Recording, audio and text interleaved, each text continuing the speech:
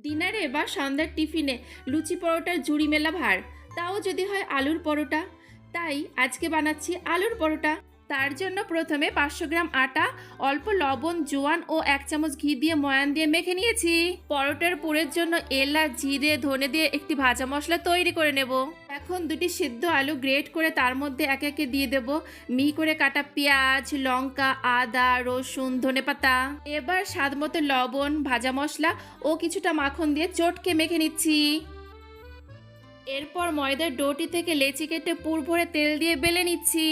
তারপরে আর কি, তাওয়া গরম করে বাটার দিয়ে পরোটাগুলো উল্টে পাল্টে ভালোভাবে ভেজে নিলেই তৈরি আলুর পরোটা। আপনারা এটি আলুর দম, মাংস, ঘুগনির সাথেও খেতে পারেন।